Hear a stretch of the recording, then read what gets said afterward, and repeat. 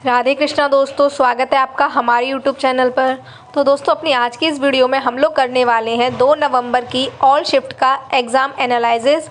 जैसा कि आप सभी को पता है कि एमपी पुलिस कांस्टेबल के एग्ज़ाम चल रहे हैं और उसमें पूछे जाने वाले जीके जीएस के सभी प्रश्नों का अपनी आज की इस वीडियो में हम एग्ज़ाम एनालिसिस करने वाले हैं। 2 नवंबर में जितने भी क्वेश्चंस पूछे गए हैं उनका, ठीक है। तो जिसने भी अभी तक हमारे वीडियो को लाइक नहीं किया है वो वीडियो को लाइक कर देना, और जिसने भी चैनल को सब्सक्राइब नहीं किया है वो चैनल को सब्सक्राइब कर देना। और हाँ, साइड में बेल आइकन का बटन दिया होगा, उसे दबाना बिल्कुल ना भूलना, ठीक है। तो चलिए बिना किसी देरी के अपनी वीडियो को स्टार्ट करते हैं और देखते हैं कि किस तरीके के क्वेश्चन आज की शिफ्टों में पूछे गए हैं। इस शिफ्ट में, इस वाली वीडियो में हम फर्स्ट शिफ्ट के क्वेश्चन भी करेंगे और सेकेंड शिफ्ट के भी क्वेश्चन करेंगे, ठीक है। तो देखते हैं पहला क्वेश्चन। हमारा पहला क्वेश्चन है, गेटवे ऑफ इंडिया का निर्माण कब हुआ था? तो देखिए, इसका करेक्ट आंसर होगा, गेटवे ऑफ इंडिया का जो निर्माण है वो 1913 में शुरू हुआ था और 1924 में पूरा हुआ था। तो शुरू तो हुआ था 1913 में, और निर्माण कब पूरा हुआ था? तो 1924 में इसका निर्माण जो है पूरा हो गया था। तो देखिए, कभी कभी इससे रिलेटेड कुछ इंपॉर्टेंट फैक्ट्स भी पूछ ले जाते हैं, जैसे कि ये पूछ लिया जाता है कि गेटवे ऑफ इंडिया जो है वो किसकी याद में बनाया गया था। तो देखिए, गेटवे ऑफ इंडिया जो है वो किंग जॉर्ज पंचम और क्वीन मैरी की, जब वो भारत आए थे, यानी भारत यात्रा की याद में बनाया गया था।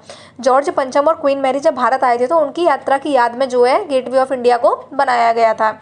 और ये भी पूछ लिया जाता है कि उस समय जो है गवर्नर कौन थे। तो इसका जो करेक्ट आंसर होगा वो ये होगा कि उस समय जो गवर्नर थे वो जॉर्ज सिडेनहैम क्लार्क थे, ठीक है। और एक मोस्ट इंपॉर्टेंट क्वेश्चन यहाँ से ये बनता है कि गेटवे ऑफ इंडिया जो है वो किस शैली में तैयार किया गया है, यानी गेटवे ऑफ इंडिया की शैली कौन सी है। तो इसका जो करेक्ट आंसर हो जाएगा वो ये हो जाएगा कि गेटवे ऑफ इंडिया की जो शैली है वो इंडो सर्शैनिक शैली पर बना हुआ है। कौन सी शैली में तैयार है? इंडो सर्शैनिक शैली में तैयार किया गया है, ठीक है। नेक्स्ट क्वेश्चन ये हो सकता है कि गेटवे ऑफ इंडिया के मुख्य वास्तुकार कौन थे। तो इसका जो करेक्ट आंसर हो जाएगा वो हो जाएगा जॉर्ज विटेट, ठीक है।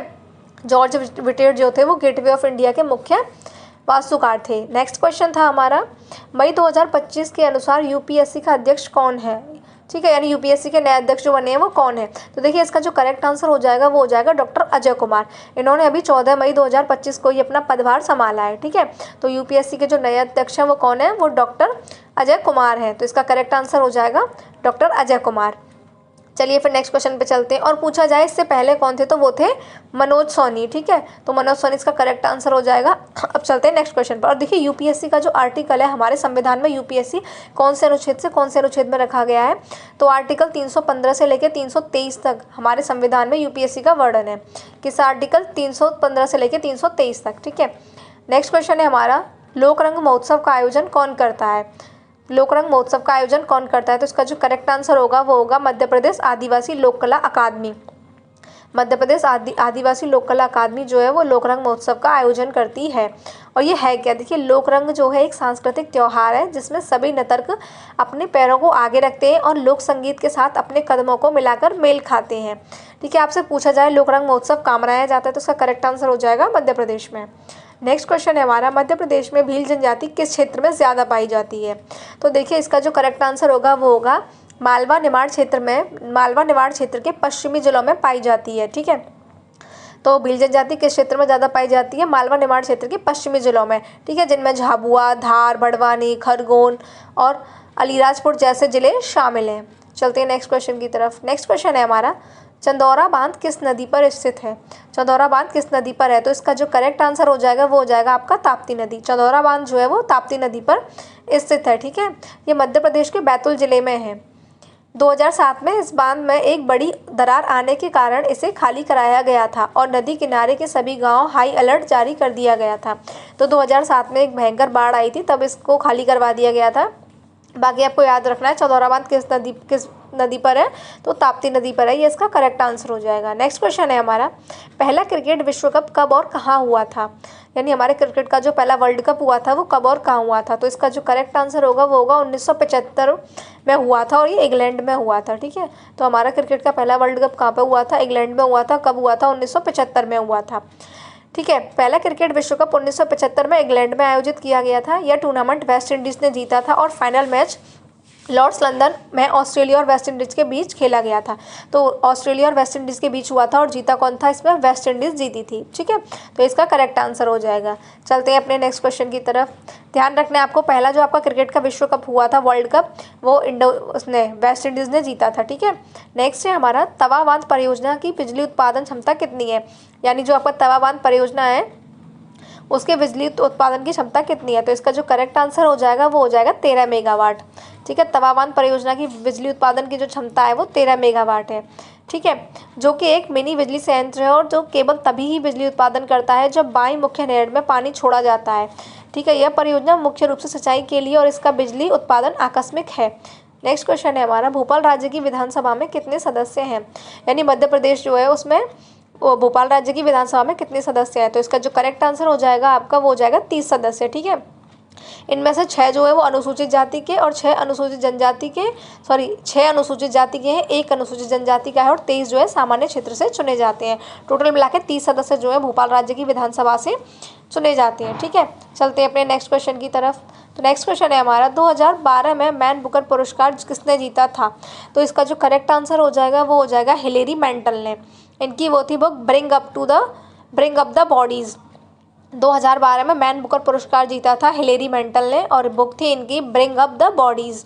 2012 में मैन बुकर पुरस्कार हिलेरी मेंटल को उनके उपन्यास ब्रिंग अप द बॉडीज़ के लिए मिला था। यह उनकी दूसरी जीत थी जिसमें यह पुरस्कार 2 बार जीतने वाली पहली महिला और पहली ब्रिटिश लेखिका बनी। यानी ये उनकी दूसरी बार ये पुरस्कार मिला था उनको, ये ब्रिंग अप द बॉडीज़ के लिए 2012 में मैन बुकर पुरस्कार। नेक्स्ट क्वेश्चन था हमारा, भारत की पहली महिला पूर्णकालिक महिला वित्त मंत्री कौन थी? यानी पूर्णकालिक महिला वित्त मंत्री कौन बनी है? तो इसका जो करेक्ट आंसर होगा हमारा वो श्रीमती निर्मला सीतारमण है। कौन है? श्रीमती निर्मला सीतारमण। श्रीमती निर्मला सीतारमण भारत की पहली पूर्णकालिक महिला वित्त मंत्री हैं। उन्होंने 31 मई 2019 को पदभार ग्रहण किया था और 5 जुलाई 2019 तक अपना पहला केंद्रीय बजट प्रस्तुत किया था। ठीक है, वित्त मंत्री बनने से पहले उन्होंने 2017 से 2019 तक रक्षा मंत्री के रूप में भी कार्य किया है। तो इसका करेक्ट आंसर हो जाएगा निर्मला सीतारमण जो है पहली पूर्णकालिक महिला वित्त मंत्री है। इससे पहले ये हमारी रक्षा मंत्री भी रह चुकी हैं। ठीक है, चलते हैं नेक्स्ट क्वेश्चन की तरफ। नेक्स्ट क्वेश्चन है हमारा, भारतीय संसद के संयुक्त सत्र की अध्यक्षता कौन करता है? तो देखिए इसका जो करेक्ट आंसर हो जाएगा, देखिए संयुक्त सत्र का मतलब जब रोज राज्यसभा और लोकसभा दोनों की संयुक्त बैठक होती है तो उसकी अध्यक्षता कौन करता है? तो देखिए जब राज्यसभा और लोकसभा दोनों संयुक्त अधिवेशन में होती है तो उसकी जो अध्यक्षता करते हैं वो हमारे लोकसभा के अध्यक्ष करते हैं, जिन्हें स्पीकर बोला जाता है। लोकसभा के अध्यक्ष जो है संसद के संयुक्त अधिवेशन की अध्यक्षता करते हैं। ठीक है, अगर वो नहीं होते हैं तो उस स्थिति में उसके उपाध्यक्ष उसकी अध्यक्षता करते हैं। ठीक है, अगर लोकसभा के अध्यक्ष उपस्थित नहीं है तो उस स्थिति में लोकसभा के उपाध्यक्ष जो हैं वो संसद के संयुक्त अधिवेशन की अध्यक्षता करेंगे। ठीक है, अगर वो भी नहीं है तो राज्यसभा के जो उपाध्यक्ष हैं वो संसद के संयुक्त अधिवेशन की अध्यक्षता करेंगे। नेक्स्ट क्वेश्चन है हमारा, खजुराहो महोत्सव में मुख्य रूप से किसका प्रदर्शन होता है? तो देखिए खजुराहो महोत्सव जो है हमारा उसमें शास्त्रीय नृत्यों का प्रदर्शन होता है। ठीक है, तो इसका जो करेक्ट आंसर होगा वो होगा शास्त्रीय नृत्यों का प्रदर्शन किया जाता है। और हमारे शास्त्रीय नृत्य हैं कितने? आप सभी को पता है, हमारे जो शास्त्रीय नृत्य हैं वो 8 हैं। जैसे कथक, भरतनाट्यम, ओडिसी, कुचिपुड़ी, मणिपुरी जैसे विभिन्न भारतीय शास्त्रीय नृत्य शैलियों को दर्शाया जाता है। ठीक है, और जो एक खजुराहो महोत्सव है फरवरी में आयोजित किया जाता है और इसका आयोजन खजुराहो के मंदिरों की भव्य पृष्ठभूमि में होता है। ठीक है, तो खजुराहो महोत्सव कहाँ पर होता है? ये खजुराहो के मंदिर में होता है। ठीक है, नेक्स्ट क्वेश्चन है हमारा, आकांक्षी जिला क्या होता है? तो वह जिला जिसकी सामाजिक आर्थिक स्थिति कमजोर होती है वह जिला आकांक्षी जिला कहलाता है। आकांक्षी जिला होता क्या है? यानी वह जिला जो सामाजिक और आर्थिक रूप से कमजोर हो, ऐसा जिला जो है हमारा आकांक्षी जिला कहलाता है। इसी के साथ चलते हैं अपने नेक्स्ट क्वेश्चन की तरफ। नेक्स्ट क्वेश्चन है हमारा, मध्य प्रदेश के उत्तर एवं मध्य भाग में कौन सी 2 बोलियां बोली जाती हैं? यानी उत्तर और मध्य भाग में कौन सी 2 बोलियां बोली जाती है? तो इसका जो करेक्ट आंसर होगा वो होगा हमारा बुंदेली और मालवी।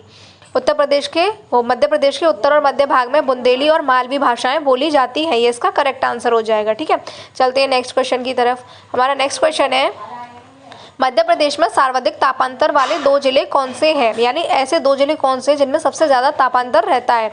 तो इसका जो करेक्ट आंसर होगा वो होगा हमारा ग्वालियर और दतिया। मध्य प्रदेश में सर्वाधिक तापांतर वाले 2 जिले ग्वालियर और दतिया हैं। इसका कारण यह है कि ये जिले उत्तर मध्य प्रदेश में हैं और यहाँ सर्दियों में तापमान बहुत कम हो जाता है, जबकि गर्मियों में तापमान बहुत अधिक हो जाता है। तो ये सर्वाधिक तापांतर वाले जिले इसलिए क्योंकि ये उत्तर मध्य प्रदेश में पड़ते हैं। यहाँ पे सर्दियों में तापमान बहुत कम और गर्मियों में तापमान बहुत ज़्यादा हो जाता है। ठीक है, नेक्स्ट क्वेश्चन है हमारा, निम्नलिखित में से कौन सी पुस्तक खुशवंत सिंह की नहीं है, यानी इनमें से एक पुस्तक ऐसी है जो खुशवंत सिंह की नहीं है, तो वो कौन सी है। तो इसका जो करेक्ट आंसर है आप लोगों का वो है women many views many shades, many views और मैनी शेड्स जो है ये पुस्तक जो है ये खुशवंत सिंह की नहीं है। ठीक है, नेक्स्ट क्वेश्चन है हमारा, मध्य प्रदेश में कोल जनजाति कहाँ नहीं पाई जाती है। तो इसका जो करेक्ट आंसर हो जाएगा वो हो जाएगा उज्जैन। उज्जैन में जो है कोल जनजाति नहीं पाई जाती है।